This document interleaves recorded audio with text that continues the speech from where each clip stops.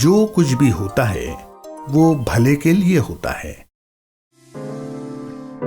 एक दिन एक राजा जब सेब काट रहे थे तो उनकी उंगली कट गई।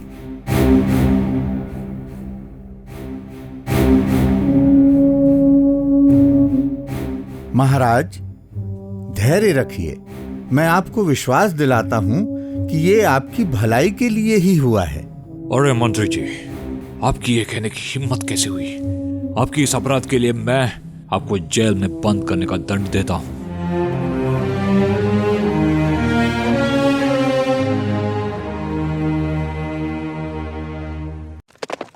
कुछ दिनों बाद वो राजा निकट के जंगल में शिकार करने के लिए गए।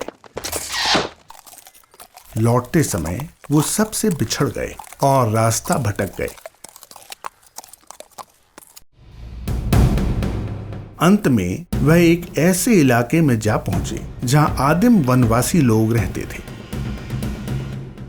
वे वनवासी उस समय अपने आराध्य देवता को बलि चढ़ाने की तैयारी कर रहे थे। उन्होंने जैसे ही राजा को देखा, वे उन्हें पकड़कर ले गए और उन्होंने राजा को अपने आराध्य देवता की मूर्ति के सम्मुख बांध दिया। वे अब राजा की बलि चढ़ाने वाले थे। उसी समय एक वनवासी की निगाह राजा की कटी हुई उंगली पर गई। हम इनकी बलि कैसे दे सकते हैं? इनका शरीर पूरा नहीं है, इनकी एक उंगली कटी हुई है। चूंकि किसी भी दोषपूर्ण कटे हुए व्यक्ति की बलि आराध्य देवता को स्वीकार नहीं होती, इसलिए उन्होंने राजा को छोड़ दिया, वह वापस जाने दिया। राजा ने महल में वापस आते ही अपने मंत्री को कारावास से बाहर लाने की आज्ञा दी।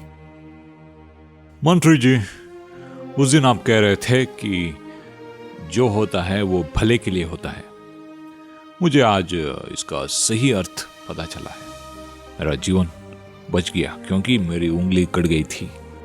लेकिन मंत्री जी, मैंने आपको जेल में डाल दिया। अब मुझे बताइए कि इसमें आपकी क्या भलाई छुपी थी?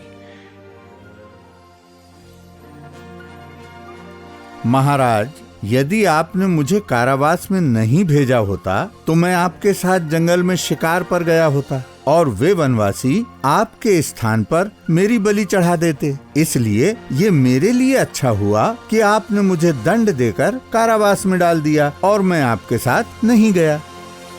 जीवन में जो कुछ भी होता है वह हमारे भले के लिए होता है। सदा ऐसी सकारात्मक सोच रखना चाहिए। यही ईश्वर के प्रति सच्चा समर्पण है।